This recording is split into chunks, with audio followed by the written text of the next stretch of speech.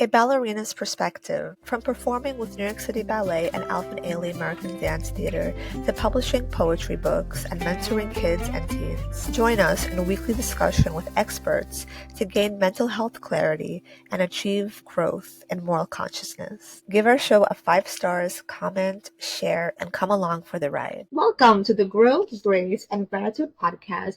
Today we will be talking about happiness, purpose, and clarity. And we have a special guest, Alex, the creator and coach who works with creatives and entrepreneurs to help them optimize their mindset so that they can bring their dream projects to life. Alex is also the host of In the Moment with Alex Manzi, which is one of the most downloaded self-development podcasts in the UK, as well as being an author of the book, The Search for Clarity, which he released in 2020. I'm so excited. So welcome to the podcast. Thank you. Thank you for having me, Ari. This is really fun to do after we connected on, I still call it Twitter, but the cool kids call it X. So it's yeah, cool exactly. to have this space to just have a, cool, mind-bending, hopefully eye-opening conversation. Yes. See where it takes us, right? It's so cool. We actually connected on Twitter, X. Podpitch is the first and only software that finds, writes, and sends pitches to podcast hosts from your actual email address. Podpitch will make sure you get podcast bookings, guaranteed. Link in the description of the podcast. And you asked me to do a spaces, which was so fun. Like, I love doing spaces. I think it's such a great way to connect with people, and you had a really great group of guests, even so many like different kind of men were talking about their journeys of like philosophy, parenthood, growth. And I actually really appreciate how it's so beautiful when so many men come together and actually express themselves, because I feel like that's such a now becoming more popularized, which is becoming a trend in a way, which is great because more men are starting to acknowledge their feelings and their emotions, and I feel like that's a great purpose. That's a great way to find purpose. ClickFunnels easily build any type of online business and sales funnel in record time, no matter what your product, service, or niche, without any tech design or experience whatsoever. Try the ClickFunnels 14-day free trial, link in the description of the podcast. It's a great segue into defining happiness, because I feel like you can't have happiness without a sense of clarity, and so often we kind of figure this out later in life, especially like as we evolve and kind of can't help but become spiritual beings because of our journeys and our processes and everything we go through. Unlock your best life with Soul App. Book a holistic wellness experience with a trained guide and start changing your life today with compassion practices, inner healing, food and diet, and so much more. Tap into a healthier and happier life with the #1 purposeful living app in the US, the Soul App, link in the description of the podcast. I think so often when we're younger, we search for a fleeting kind of happiness where it's like quick. We might not even have the ability to see the long-lasting effects. But when we get older and we see that those quick temptations that might not give us long-term happiness, we kind of shift. I feel like, at least for me and a lot of my friends and my clients, there's like kind of like a shift from happiness where we start to appreciate happiness when a sense of clarity is also included. Is that how you would agree also? Like, how would you define happiness? It's a good question. So when I was younger, I kind of defined it by, the typical stuff of like, do I have the job? Am I, on my way to getting married and buying a house and all of that stuff? And it was like, okay, the more I have these things, the happier my life should be, kind of thing. And I quickly realized when I was like 25 that wasn't the case. I had like a whole mental health breakdown and just felt very lost and confused about life and, what I was doing and, why I wasn't happy, even though I had all of these things that were supposed to make me feel happy and all this kind of stuff. And so that's kind of what started my I guess, personal development journey, my self growth journey. And now what I see being different is that, yeah, having a, I think there's two sides to it. I think there's having a level of clarity, like you said, and clarity in terms of like what you're doing with your life, where you want to go, the direction that you're heading in. I think Sanger Daniel's online seminar promoting a positive message of self-healing with bioenergy work together with live seminars and remote coaching. Use code BIO20 for a 20% discount for our audience. Link in the description of the podcast. again, especially as men, I think having a something to work towards is something that keeps us happy, because it keeps us on this um keeps us on mission, so to speak, of like, right, I'm working towards this thing. Like having a goal in mind is something that gives purpose, or creates a sense of purpose within us, is probably the best way to say it. And then on the other side of the coin, I think happiness is finding the joy in everyday life, finding the joy in everyday moments of life, like living life as if, you know each moment is to be savored, each moment is sacred, each moment is a blessing, each moment is something to be grateful for. And I think when you live life in that way, you have a far richer experience of life than if you're not living life that way, because you're always looking for the next thing, like you said, fleeting happiness, looking for the next thing, the next dopamine hit, the next, milestone, the next goal. So I think, they sound like contradictory points, but actually when you put the two things together, like finding the joy and the blessing in everyday life and every moment, and you put that with working towards something, for me that's like, an ultimate formula for, happiness in life. Is like, know you're moving in a direction that you want to move in, and know that getting there isn't going to determine your level of happiness, because you're happy in your everyday life, regardless of whether you reach that thing or not, is, a pretty sweet spot to live in. That's beautiful. I love that. I also took note of Erickson's stages of psychosocial development. I remember learning about this in like psychology class in college. And I think that it is Mm. kind of interesting because like one of the stages for early adulthood, which so many of us do struggle with, which is his stage of intimacy versus isolation.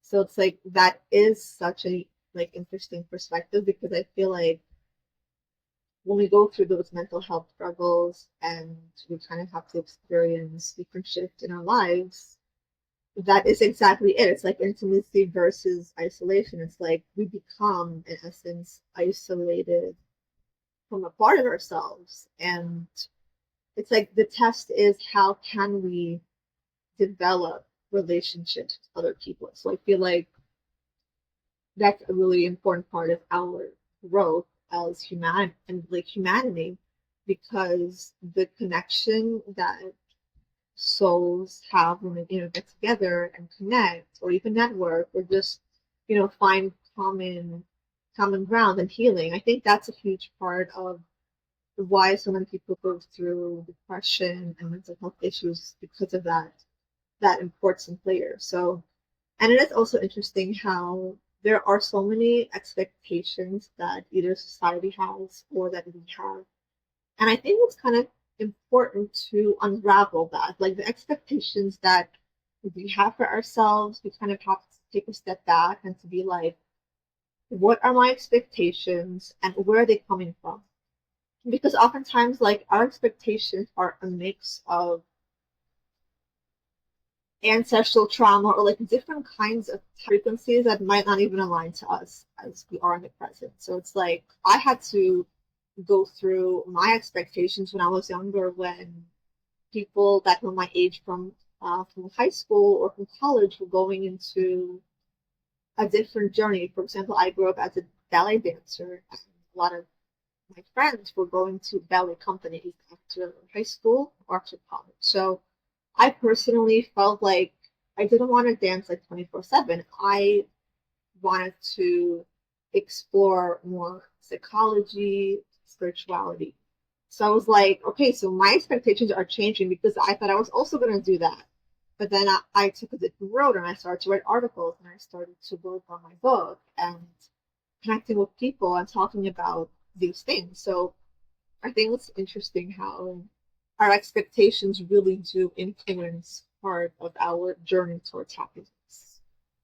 Yeah, 100%, 100%. And there's an amazing book. I don't know if you've ever heard of it or come across it or even read it. It's called Solve for Happy or Solve for Happiness or something like that. Yeah, I It's by Mo Goddard, and it's really interesting because he makes that connection between expectation and happiness, and essentially, not to give away the book, but essentially he says like the less expectation you have around anything, like any outcome, like the happier you're going to be, because you're not determining like, okay, I need this thing to happen for me to be happy. I need to have this amount of money in my bank account to be happy. I need to have this, my life look like this for me to be happy. And he says that the lower you have that expectation, the happier you'll be, and the happier you are, the more you'll actually experience, and the more that you'll create, and the more that you'll actually more than likely go on to do in life. And I find that really true, because I had the same thing of like when I went for a whole phase of like non-attachment to anything. I was just like, right, I'm just not bothered whether something is good or bad or right or wrong, because there is no good or bad or right or wrong. It's completely subjective, right? So I just see things as objective, and like there is no meaning, like what happens. And I played this game for like maybe a year and a half. And what happened was I ended up creating things. I ended up creating a podcast. I ended up, starting my coaching business. I ended up like finding this whole new path to life that I never thought was ever going to be possible. And I started traveling more. I went traveling to Japan for a month. I went around South America for 2 months. Like went to a couple of different like long weekend travels. And it's just this whole path of life just opened up to me because I didn't have any expectation of like, okay, this is what should be happening, this is where I should be, or this is what my life should look like. And it was just like, let me just enjoy what I'm experiencing and allow whatever happens through me come through me. And it's interesting because now I'm on the kind of flip side of that, where I'm like, okay, I'm getting very clear on like, okay, what's my vision over the next like 10 years? What's my vision in the next 3 years? What's my mission? What am I working towards? Like, where do I want my business to be? And it's really interesting going through the journey of like setting these markers for yourself, but then not attaching any expectation to what it means or how you're going to feel once you, you know, hit those markers. And that's where I'm at the minute, is like just trying to figure out how can I sort of shake out any sense of worthiness or any sense of expectation from reaching, or working towards and reaching these goals. And it's a really interesting like game to play, and I don't know what the answer is yet, but that's where I'm at, and that's what I'm trying to figure out for myself, because I think that's a fun game to play, is like how can I create amazing things but not be like, oh well, when I get to this point in my life, then whatever. That's fantastic. Yeah, that's so true. It's like we do go through those waves of playing around with our ego and expectations, because there's like a big struggle with our ego and our soul and trying to find a balance of that, and trying to kind of say like which one should take a lead here or which one should take a back seat. Because when I like how you mentioned going through detachment, and then like I also went through that. Like I had a really strong vibe to like detach from everything too, and I started to feel more spiritually aligned when I was detaching. So I think it's interesting because as we were born and we grow up as kids, it's like our job to become attached, to our parents, our caregivers, whoever's taking care of us. This actually is what is defined as a healthy baby, like healthily attached. Um, and then as we grow older, we kind of have to re-examine the attachment that we were brought up on to see if it suits us now. And it's like, what are we attached to now in a way that makes us, is it nurturing us? Like as babies, we were attached to the nurturing side, growing in life. And as we're kind of adolescents, early adulthood, we have to reevaluate and reassess to be like, am I attached to something that is nurturing me in a long term? So I guess many of us, me included, I felt like I wasn't necessarily attached to a healthy version of my lifestyle. Like sometimes you have friends that are not always good for you and they kind of lead you down the wrong direction. You know, sometimes there's different experiences with school, bullies. There's like so many different things that we can't help but become attached to because we're not given the tools how to detach. So we go through this, incredible tough cycle for our mental state. And then oftentimes we do detach. And it feels really great to be in that Zen mode, like you mentioned, not to have those expectations, to be in like the flow state because it is beautiful. The flow state is amazing. You get to kind of like co-create with the universe. You get to put on your thinking cap and be creative. I also think that's a really great part of happiness is having the ability to be creative within, whatever life that pans out, whatever life that you want for yourself. I think creativity is like really high up there. Mm. So and when I feel like I detached long enough, and like you mentioned, you've got your sense of like confidence, awareness, and it's like, and then it's like I find myself craving to attach now to something worth of value, something that makes me feel more grounded and I can put my roots in. So it's like that was also interesting to me that I changed my beliefs again. That's the interesting thing. It's like you can change your beliefs as Yeah. we're through life and we're experiencing all these different things. Like we change and we shift, and it's like, oh wow. Like remember when I was judging somebody for that, and now I'm doing that. It's like that's a great part of evolution. It's like Mm. we are trying to become our best self.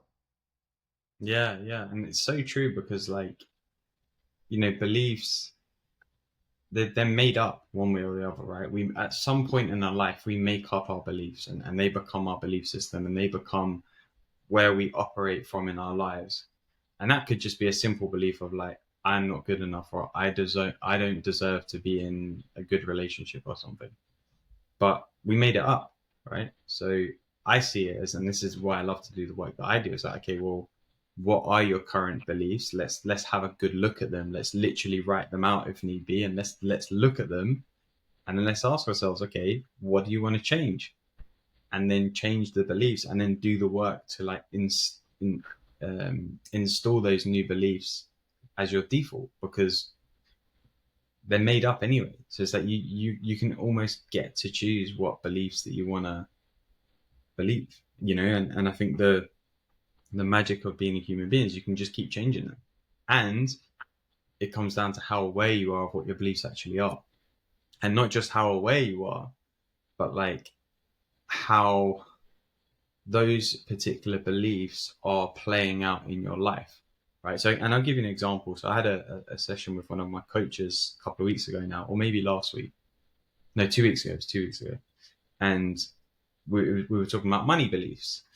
So one of the beliefs that I've had previously, not anymore, previously, was that, money is hard to come by, or I have to work really hard, to earn money.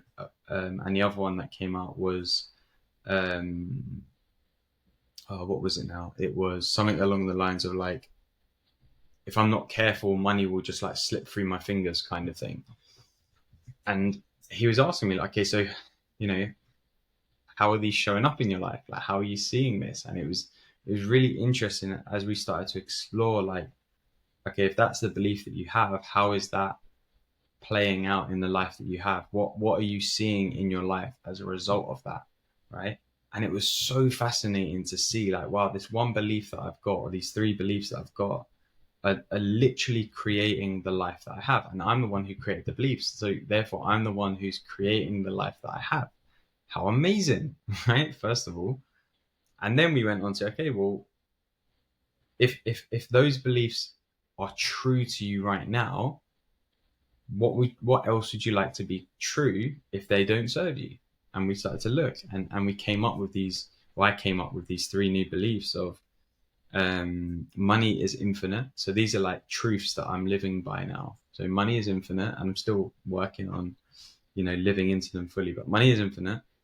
I am creating wealth for myself and for others, and I have lots of fun helping lots of people. and I get paid lots of money to do it. That's so amazing. And that's such a great shift because I know so many people who are so greedy. They have such a big fear about money. Like people who have a lack mindset, they become overwhelmed. So it's like they think that everything is theirs. And if they think that they must take everything from everybody, they feel like it's limited. So it's like if you Mm. have the abundance mindset, like you said, that you're using your money to help people. It's like once you take a step back and it's like people are actually using it for good, that's when the mindset like shifts because you're not using it for selfish reason. And even if people are not using it for selfish reason, there is this ancestral trauma connected to lack and fear because there wasn't enough before, and so many people are growing up with that mentality, even if they're not greedy and they're not bad people, but they just have this fear about money either being bad or limited. It's because of that kind of core wounds that so often we do kind of like have to figure a way out of it and to feel that money is kind of an extension of us. It's not like separate from us. So Mm. I think that's also an interesting part about money. And a lot of people who are in competition with people, narcissists, obviously they have a big money wound. And if people are influenced by narcissists, they might have to do a whole like retreat about Mm. money and to kind of like heal the money wounds because there are so many wounded beliefs about money that people do suppress their lives and they do kind of like suppress their creativity because they're afraid of that lack and they're afraid of it not being abundant in their Mm. realities.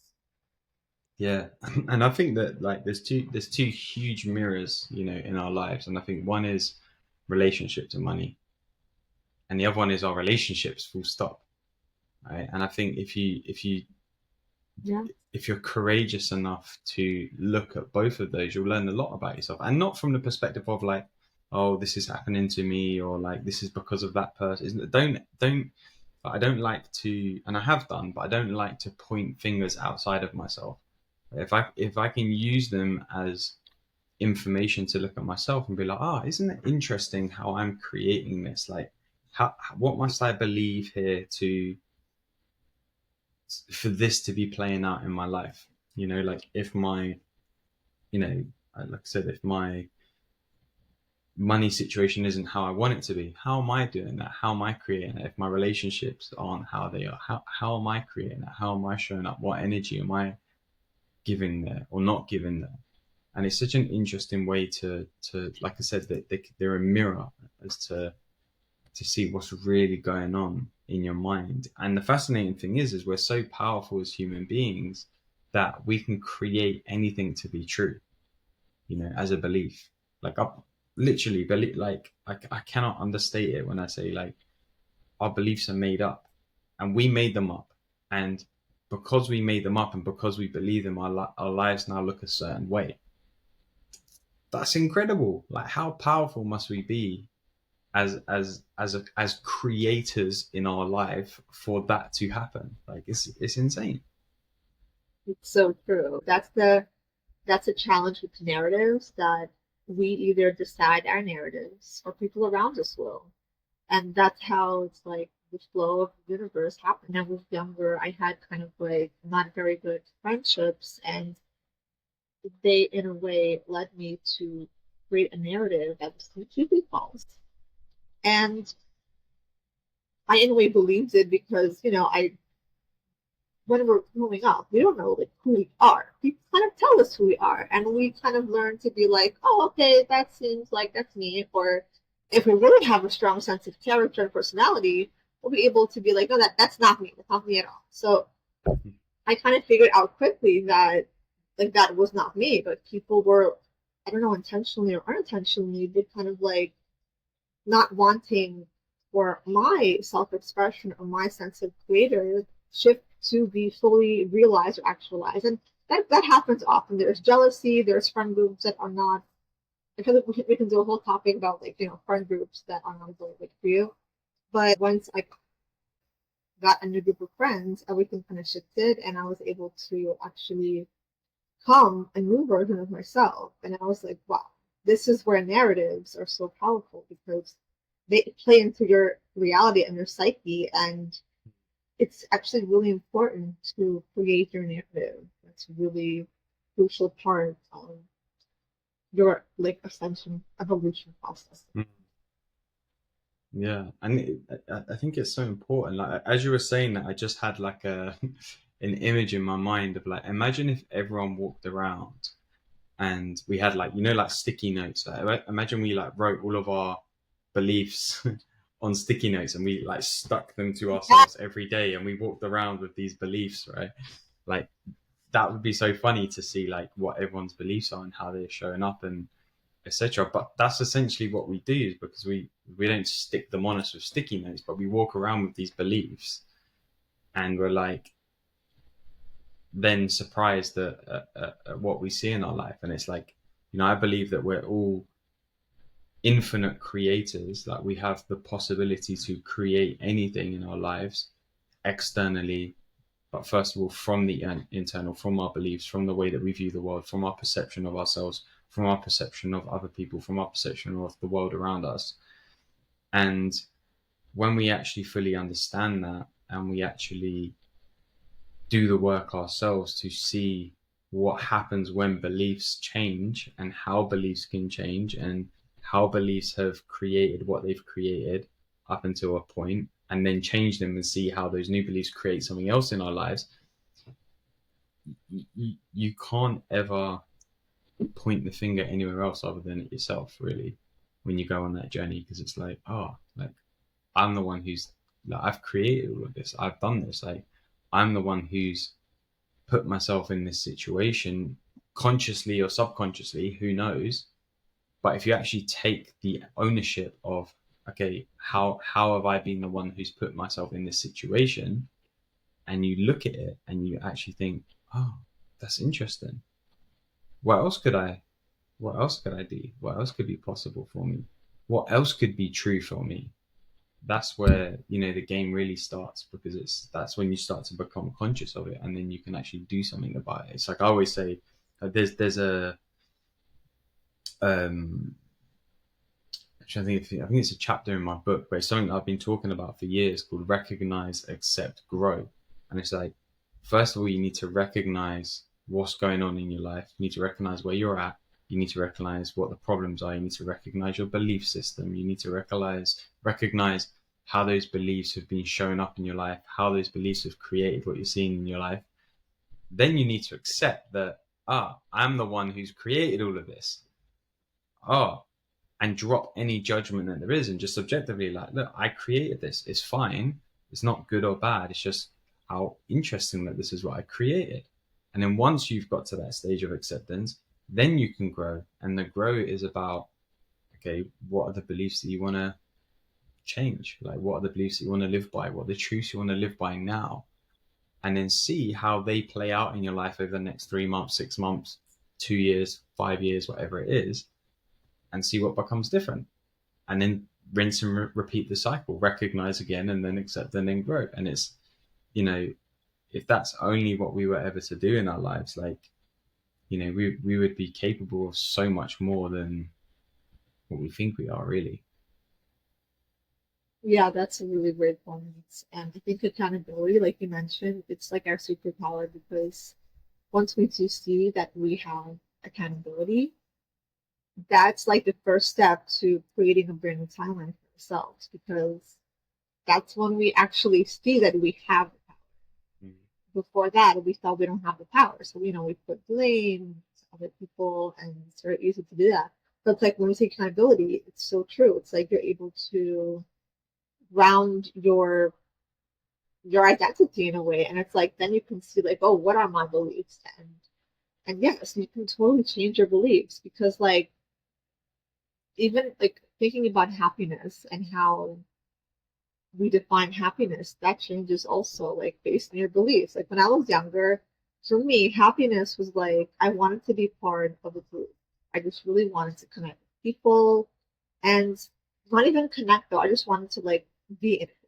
But then when I got older, it's like my belief system changed. My perception of happiness changed as well. So I was like, I actually want conscious friendships that are going to help me grow and not keep me stagnant. So that slight but huge shift in the perception of, happiness and identity and all these things, that's because of your belief system, because you're taking accountability for yourself and your past choices, your past experiences. It's such a like cascade of events that really helps to progress your life. Like what did you find, like how did you find happiness before versus now? Like what made you happy before versus Again, it's a good question. Again, I think so. Before, so when I think before, the first thing when you were talking, the first thing I thought about when I was a kid, right? So when I was a kid, like happiness for me was just like playing football with my mates, or playing football, playing video games, going out and having fun. Like just, I'm thinking like when I was young, but like, you know, you like song? yeah, going out on my bike and stuff like that, meeting up with my friend, like that was happiness for me when I was like, I don't know what, 10, 11, 12 or whatever.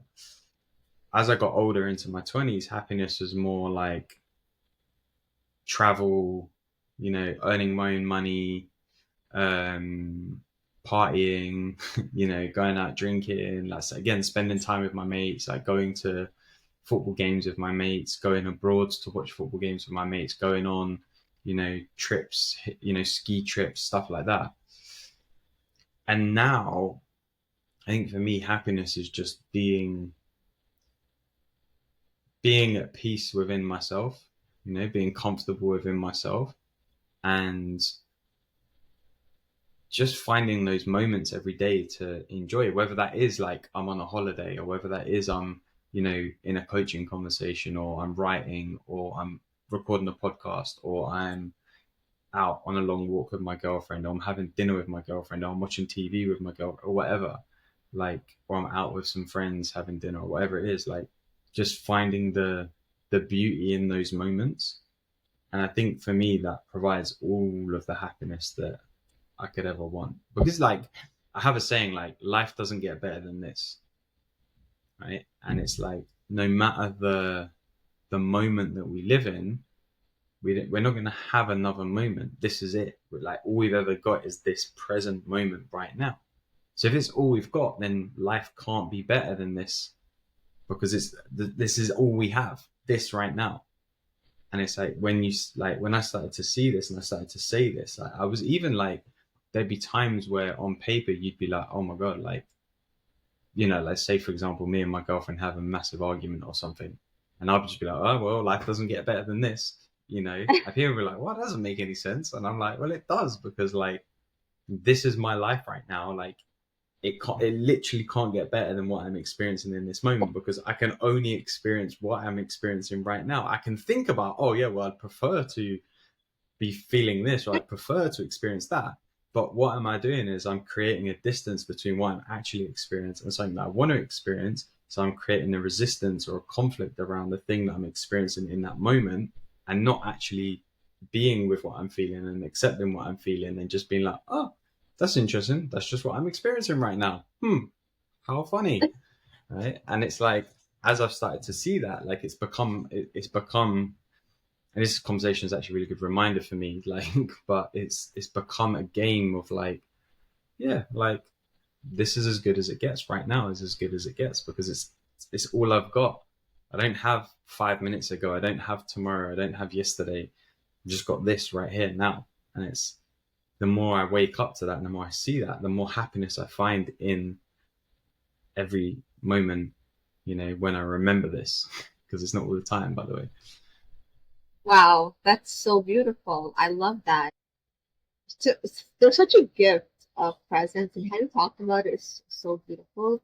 And it's like when we do see the gift of presence, that brings us clarity and makes us happy. So it's like it's such a challenge to be present, but I think it is totally the greatest gift. And it's like, and once we're present, this is where gratitude comes in. And gratitude is just like the biggest form of growth for us, because when we are attuned to gratitude, we connect to our soul essence, and we become better people to others and to ourselves, because we see what gratitude is and what it does for ourselves. It's like we become less selfish, become more giving, we're able to receive more, Mm. we're able to connect with others on deeper levels because we have that gratitude muscle.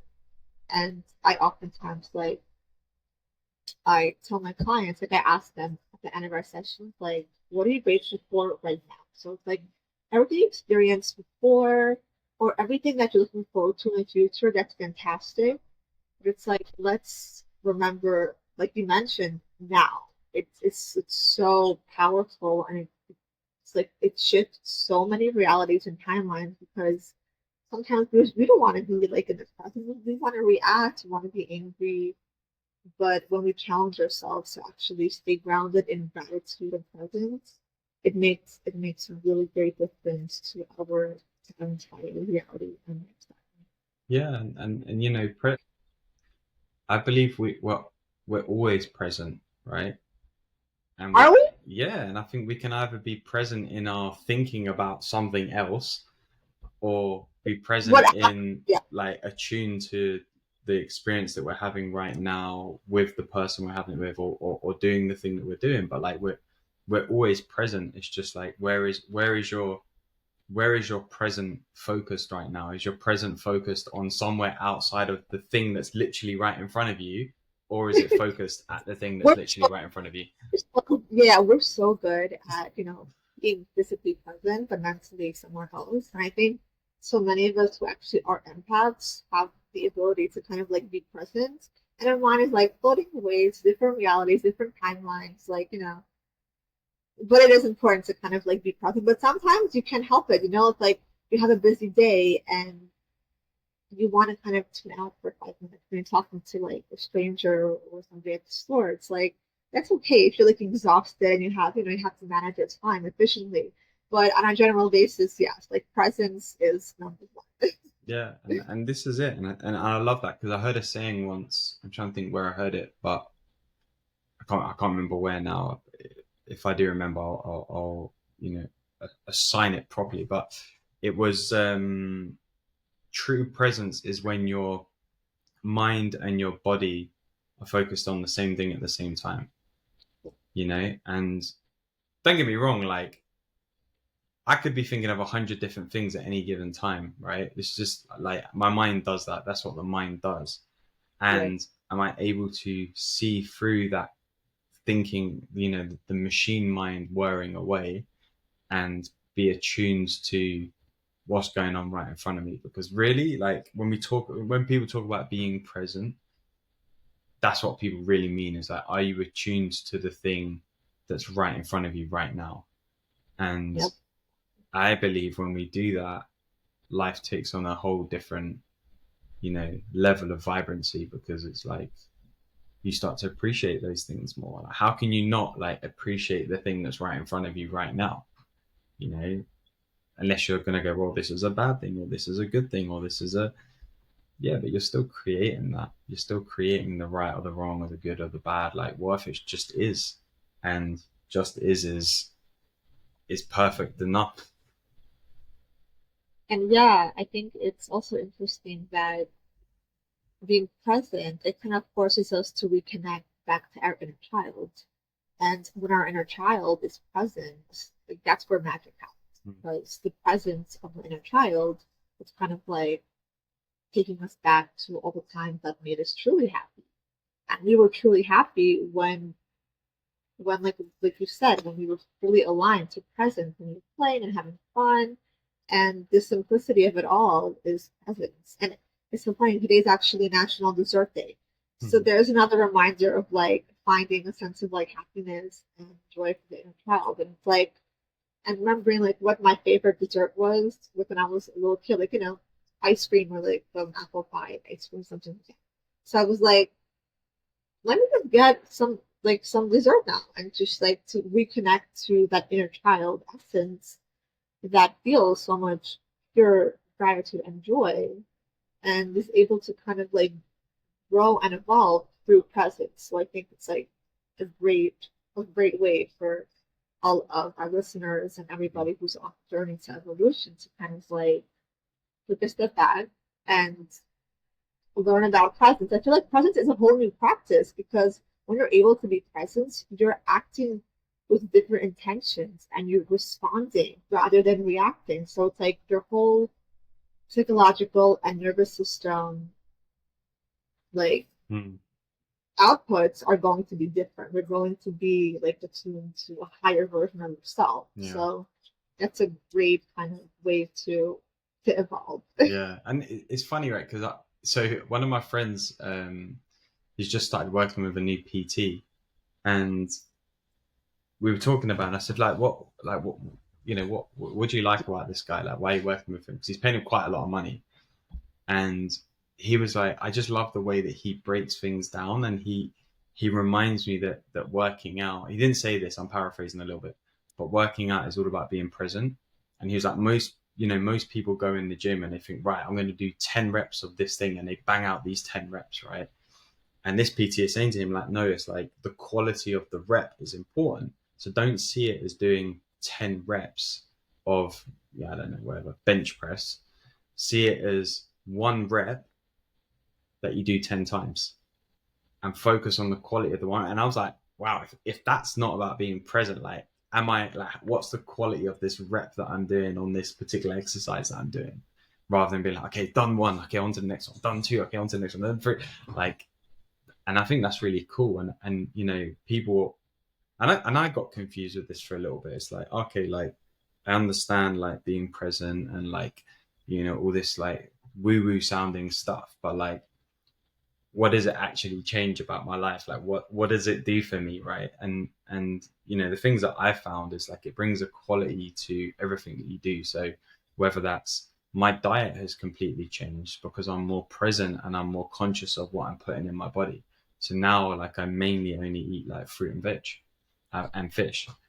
Then the way that I exercise has completely changed because not only do I focus on quality of rep, as I was talking about, before, but also quality of movement. So I'm not just going to the gym to work out. I'm very focused on the type of movements that I'm doing. I'm very focused on, what I'm trying to change in my body in terms of like flexibility and mobility and not just strength. Then I look at my relationship. Okay, how's my relationship changed? Well, if I'm more present, then I'm more attuned to how my partner's feeling, and I can show up in a way that her, serves her, loves her. I'm more present to, okay, why don't we make some plans to go and do something, and we go and do more things, or maybe the things are spontaneous things, right?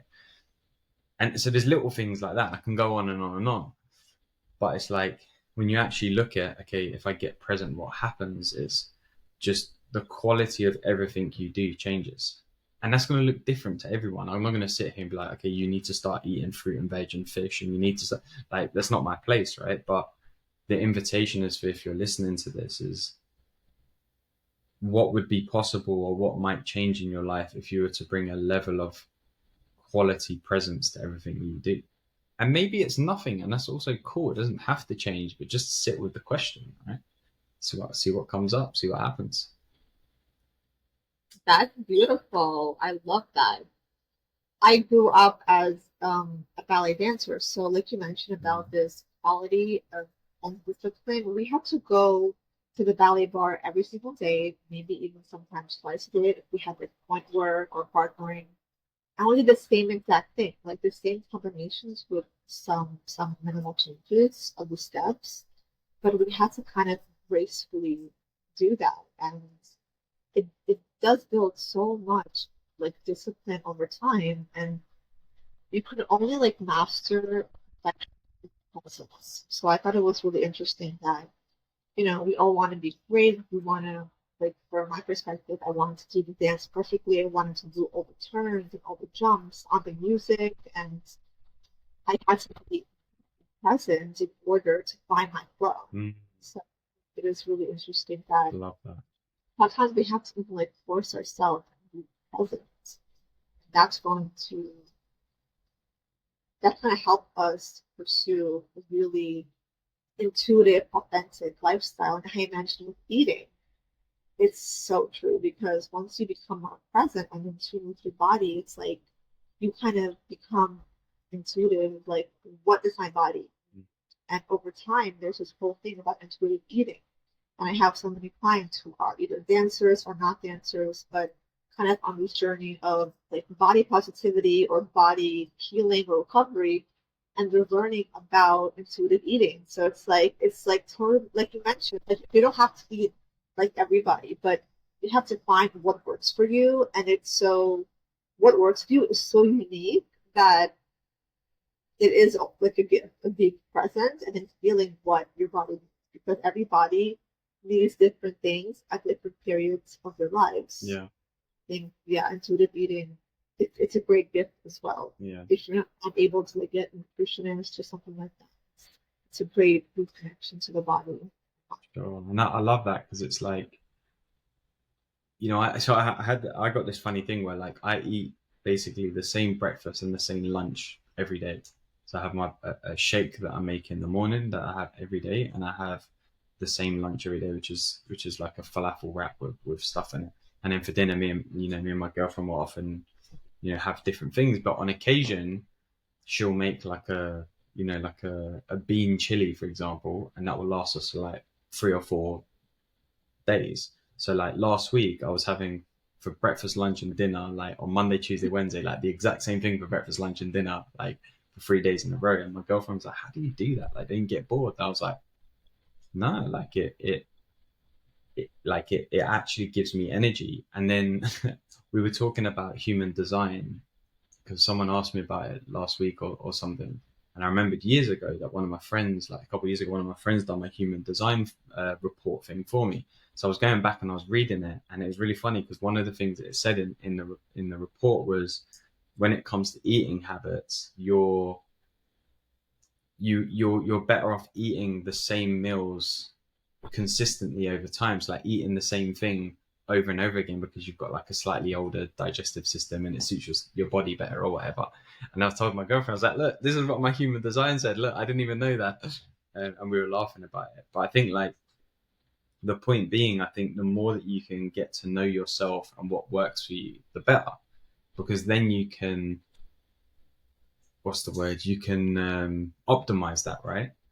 Like, I'm not like this over sense of optimization that everyone's going crazy for. Like you have to get up and do 20 press ups and then have a sauna for 20 minutes and then cold plunge. And don't get me wrong, I do those things, but like, and then get out and get sunlight in your eyes and then journal for half an hour and then meditate and then you can have a good day. Like it's more an optimization of like knowing how you work and how you operate, so that you can get the best out of yourself. And if that means, like me, eating the same thing for breakfast and lunch every day, great. And if it means intuitive eating, great. And if it means only eating fruit and nothing else, great. And if it means eating nothing but meat, great. Like whatever, right? And it's not just to do with food either. But Yeah, and like, and this is like so funny about going back to belief systems. There's mm, so many beliefs about like veganism, vegetarianism, eating meat. There's so many like, narratives and stuff floating around. It's like you're bad if you're eating this, or it's like you're not good if you're eating that. It's like, and people believe, those belief systems, and then they, in a way, sometimes suppress the food that they eat, and then they become unhealthy because they're following a narrative or they're following a trend. But it's like that's not going to sustain you. So it's like, yeah, it's so important to kind of go back to eating that's what's right for you, even if somebody is, somebody's narrative is toxic or somebody's narrative is completely not aligned with you. You don't have to judge them. I mean, you can do whatever you want, but it's like you don't have to incorporate that based on like the fear mentality into your lifestyle. Like you do what's comfortable for you. You do what works for you. And I feel like that's such a great lesson for everybody to take away from, because sometimes we kind of want to listen to other people because we think they're all experts, but it's like connect with your doctor, connect with yourself, connect with, your core essence, and discover those different ways of intuitive nutrition, which is a whole other topic I love also. Yeah, exactly. And it doesn't just have to be about nutrition, right? It can be about everything. Right. Exactly. Yes, totally. Wow, what a beautiful conversation, Hmm. Alex. Thank you so much for coming on the podcast. I'm sure our listeners are gonna just love this great kind of discussion about clarity, happiness, presence. It's such a gift. So thank you so much for sharing. Where can people connect with you and see your great content? Well, thank you first of all for inviting me on and for hosting this conversation in such a wonderful. I can't believe it's already been an hour. Like that's flown by. That's crazy. It shows we must have been having fun, right? Um, Yeah. so yeah, like the places that I hang out the most at the minute are on Twitter or X, whatever you call it, and Instagram. And on both places, you can find me at I am Alex Manzi. It's Manzi. Yeah, come say hi.